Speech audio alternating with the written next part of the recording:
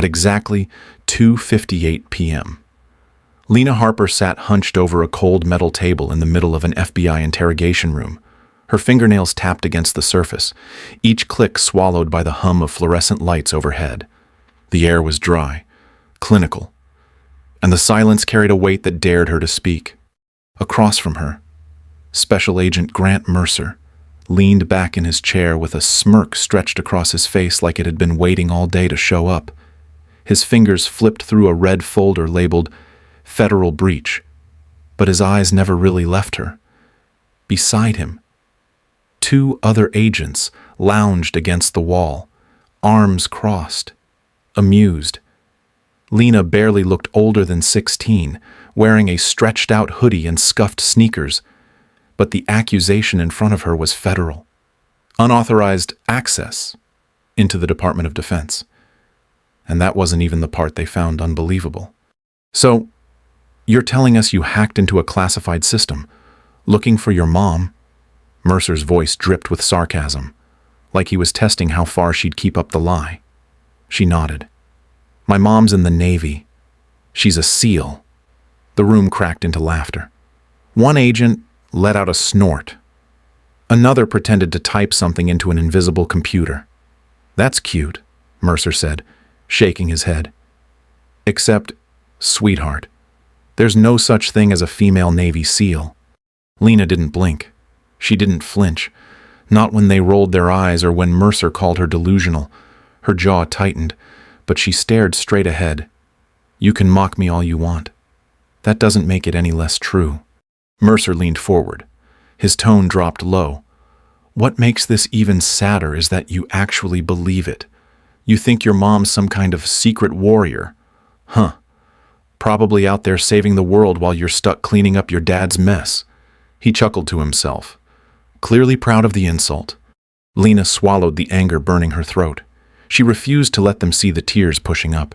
She thought of her mom's old boots, the ones with desert sand still stuck in the seams, of the coded postcards that never had return addresses, of the birthday card, signed with initials, not a name. She wasn't crazy. She wasn't making it up. The agents were still laughing when the door handle clicked.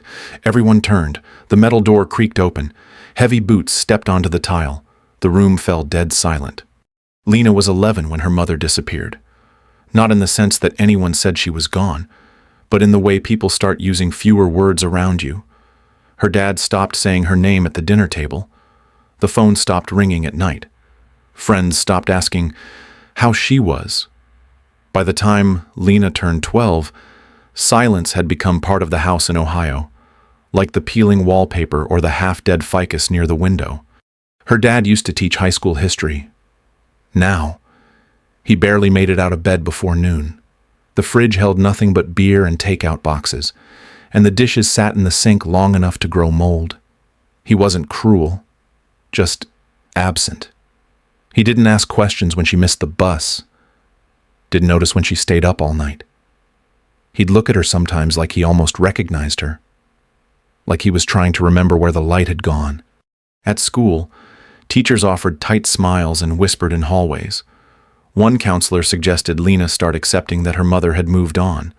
A classmate once said she probably ran off with someone else. Lena punched that kid in the stomach and got suspended for 2 days. She didn't care. She knew what she knew. Her mom was alive. She could feel it. There were signs, little things no one else seemed to notice. A padded envelope arrived one winter with no return address. Inside was a tiny charm shaped like an anchor and a postcard with only 3 words: stay your course. The handwriting was tight, precise, familiar. Once, at exactly 3:17 a.m., their landline rang and woke Lena from a dead sleep.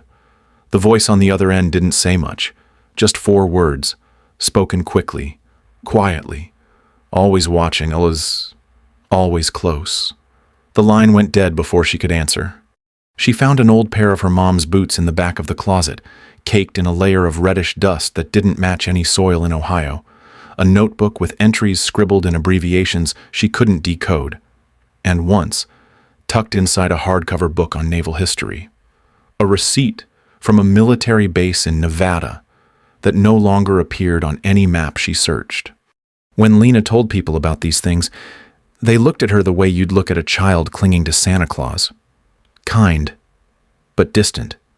Pity in their voices. Her dad had started keeping a bottle by the couch. When she mentioned the postcard, he just stared at the TV and said she needed to let go, but Lena couldn't. Something inside her screamed that her mother was still out there. By the time she was 15, she'd taught herself enough about servers and proxies to browse dark data forums without getting flagged. She spent nights digging through Defense Department subdomains, looking for fragments, code names, dead links, disappeared bases, nothing conclusive, just enough to keep hope alive. The breach happened at 2:41 a.m. on a Monday in January. She used the school's computer lab after hours, routed through a shell server in Prague, and accessed a personnel directory labeled Tier 4 Black. The file locked before she could open anything. 26 minutes later, her IP pinged back from a naval relay station in Virginia. 3 hours after that, the FBI showed up at her house. She didn't resist, didn't explain, just waited, because deep down, Lena didn't want to expose anything. She just wanted someone to finally tell her the truth. The room smelled like old coffee and toner ink. Lena sat with her wrists resting on the edge of the table, her fingers clenched into her sleeves. Across from her, Agent Grant Mercer flipped through papers like he already knew what every page would say. His voice was calm, but the words cut sharp. So, let's go over it again. You accessed a military server using a proxy based in Prague. Then you attempted to open personnel records tied to black-level operations. And your excuse for this? You were looking for Mommy. He didn't even try to mask the contempt. One of the agents standing by the door gave a low chuckle. Lena didn't respond. Mercer leaned in, elbows on the table, voice dropping. And not just any mom. Right, no. Yours is a Navy SEAL. That's your big story. Lena met his eyes. She didn't blink. She is a SEAL. Mercer laughed, loud and sharp, like it was the most ridiculous thing he'd heard all week. He turned to the others. Did you catch that 16-year-old girl from middle-of-nowhere Ohio says her mom's a SEAL? We should alert the Pentagon. Might have missed that in the official records. Agent Kate Monroe sat quietly at the far end of the room, tablet in her lap, stylus still. She hadn't said a word in nearly an hour, but her eyes flicked up. Her jaw tightened slightly, barely noticeable. Mercer kept going. Listen, Lena, I get it. Missing parent, emotional trauma, need to feel special. That's normal. What's not normal is breaking federal law because you believe in fairy tales. Lena's throat felt dry.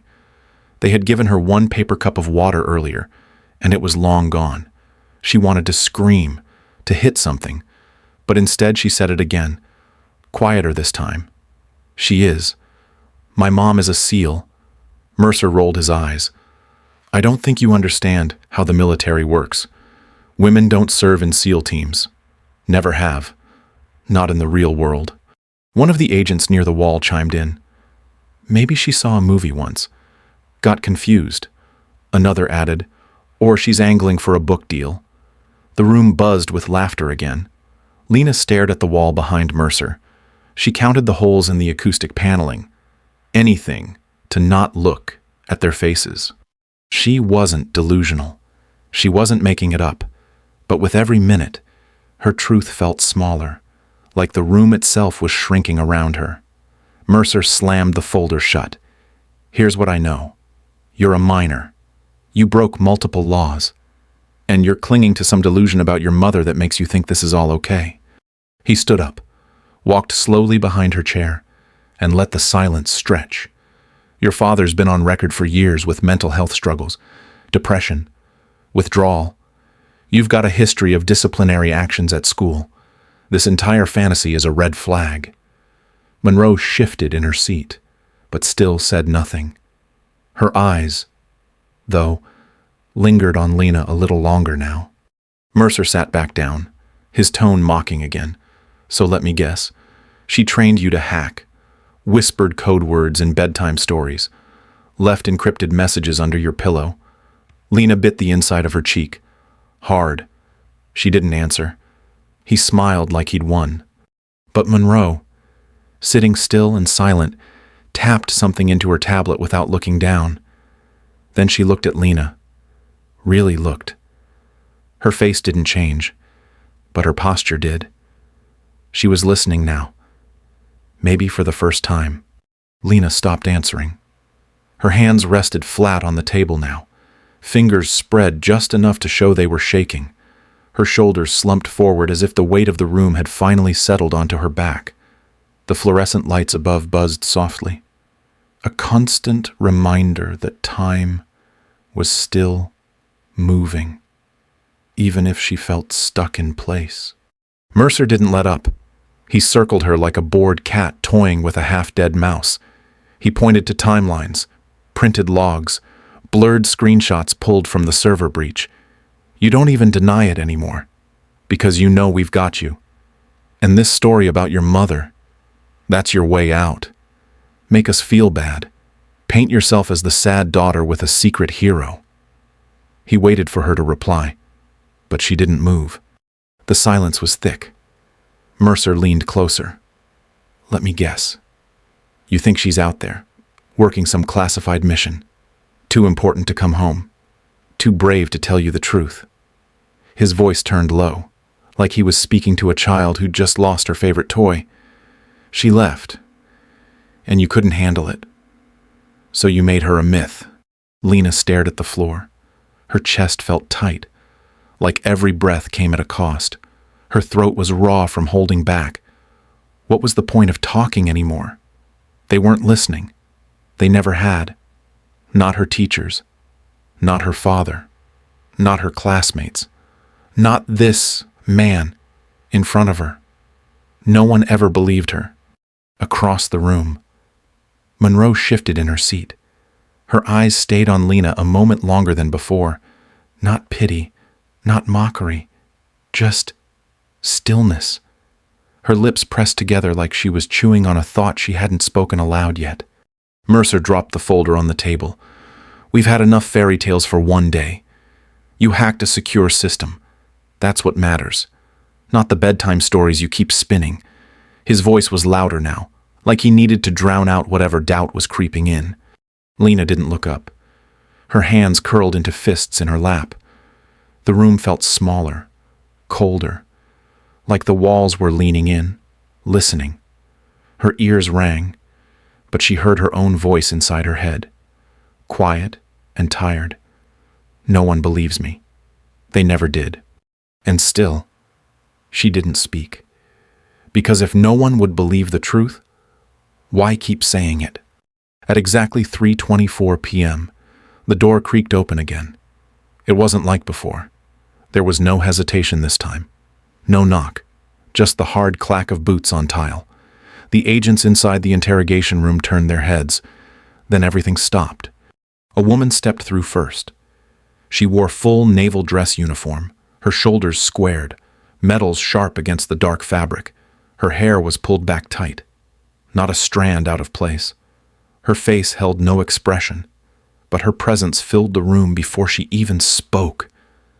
Behind her were three others, 2 men and 1 woman, all in uniform, all SEALs.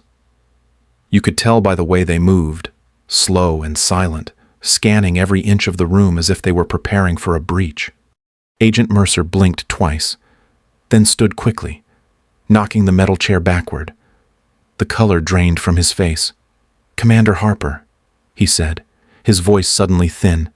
The woman didn't answer. She walked directly to the table, her boots echoing with each step. Her eyes met Lena's for a moment. Something passed between them, silent and sharp. Then she turned toward Mercer. "You've been interrogating my daughter without proper clearance." Her tone was calm, clipped, like steel being drawn slowly from a sheath. Monroe stood as well, backing toward the wall. She looked stunned, but didn't speak. Mercer stammered. We had no idea. She never mentioned your name. And there's no record of, that's the point, Commander Harper said. There isn't supposed to be. Another man entered the room behind her. He wore a dark suit, government badge clipped at his belt. Deputy Director Samuel Ellis, Naval Intelligence. He held a sealed folder in one hand. This interrogation is over. Commander Harper's identity and affiliation are above your clearance level. Effective immediately. Custody of Lena Harper is being transferred. Mercer opened his mouth, but nothing came out. Lena stared at her mother, barely breathing. She looked the same and completely different all at once. Older, stronger. Her jaw carried a thin scar that hadn't been there before. Her uniform was spotless. Her eyes were tired and still. She never broke form. Commander Harper placed a hand on Lena's shoulder. It was firm, protective. She didn't say anything, but the tremble in her fingers said everything. You'll release her now, she said, turning back to Mercer. Or I'll make the call myself, the man in the suit added. You've already crossed the line. Any further delay will be treated as obstruction of military protocol. Mercer stepped back. I had no way of knowing. That's exactly the problem, Ellis replied. You assumed she was lying. You mocked her for believing her mother might be more than the records showed. You interrogated a minor without verifying what you didn't understand. Now sit down and sign this. He handed Mercer a non-disclosure agreement. The other SEALs didn't move. They just watched, expressionless, immovable. Monroe glanced at Lena, her expression softening for the first time all day. She looked like she wanted to say something, but didn't. Her silence, finally, wasn't compliance. It was shame. As Lena stood, her legs wobbled beneath her. Her mother kept one hand gently on her back. Together, they walked to the door. No one tried to stop them. No one said another word. The room that once laughed at her had gone completely silent. The safe house sat at the edge of a wooded road outside Richmond. From the outside, it looked like any government rental neutral paint. Gravel driveway, no mailbox. Inside, the silence was heavier, the kind that settled into the floorboards, into the pauses between words that hadn't been spoken in 5 years. It was nearly 5:40 p.m. when Lena followed her mother into a narrow sitting room at the back of the house. The air smelled faintly of coffee and cleaning fluid. Her mom, Commander Harper, took off her jacket and set it on the arm of the couch. Underneath, she wore a simple black shirt, sleeves rolled up, scars visible and unspoken for. Lena sat across from her. The space between them felt impossible to cross. I didn't have a choice. Her voice was calm, but softer now. Lena stared at her hands. Then why didn't you tell us? Her mother paused. The program is classified. It doesn't officially exist. There are only a handful of women in it. We operate in places where no one expects us to be. That's the point. No contact. No traces. If I had written to you, if I'd made one phone call, you could have been pulled into something dangerous. Lena's voice cracked. But we thought you left. We thought you just walked away. She blinked fast, trying to stop the tears before they landed. Her mother nodded slowly, guilt showing in the smallest lines around her eyes. I read every report about you, every school transfer, every fight. I knew you were hurting, but I couldn't risk exposing you. I thought silence would protect you. It didn't. It broke us. Dad started drinking. I couldn't sleep. I waited for years, and every time I said you were still out there, people just looked at me like I was broken. Her mother didn't flinch, but her fingers gripped her knee until the knuckles turned white.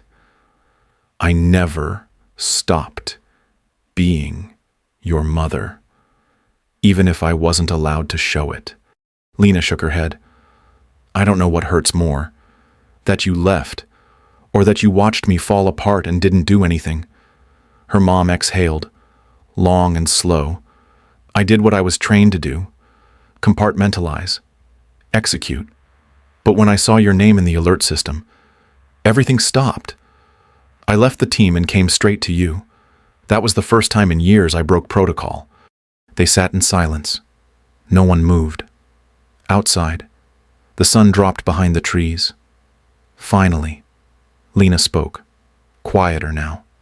Is it true that you're part of some ghost team no one's allowed to talk about? Her mom nodded once. We go where others can't. We don't exist on paper, but we do the work no one else can do. Lena leaned back into the chair, exhausted in a different way than earlier. Her eyes burned, but the tears didn't come this time. I want to know more. Maybe not everything, but something. Her mom looked at her, and for the first time since the reunion, there was no armor in her expression, just sorrow, and maybe, finally, relief. You deserve that, and I'll tell you what I can. Lena didn't answer right away. She just looked at her mother, really looked and nodded once. It wasn't forgiveness, not yet, but it was a beginning. The cabin sat at the edge of a quiet stretch of pine, where the air smelled like wood smoke and mornings came slowly. It wasn't fancy, just 3 rooms, a stone fireplace, and enough space to breathe. After everything, it was exactly what they needed. Lena's mother had taken a new role as a trainer at a secure facility 3 hours north, close enough to visit, but far enough to stay under the radar. She came home most weekends, sometimes with bruises from hand-to-hand drills, but always with a smile that hadn't been there before. Lena's father had returned too, in his own way. He started teaching again at the local community college, driving into town 4 days a week and bringing back groceries she didn't have to ask for. He spoke to her mother now, carefully at first, but with less tension each time. They would never erase what had happened, but the silence had thinned. Sometimes healing didn't look like a moment. It looked like dishes being done without asking. By 8:15 p.m. one evening, Lena sat at the kitchen table, a laptop open in front of her. She was filling out her application to a cybersecurity program at a university on the coast. There was also a message in her inbox, flagged priority, from Agent Monroe. It offered her an internship in the Bureau's cyber division starting the following summer. The note ended with one line. We need people who ask the hard questions, even when no one believes them. She didn't respond right away. She just stared at the screen, letting the weight of that sentence settle in. Then she closed the laptop and stepped into the living room, where her mother was curled on the couch under a flannel blanket.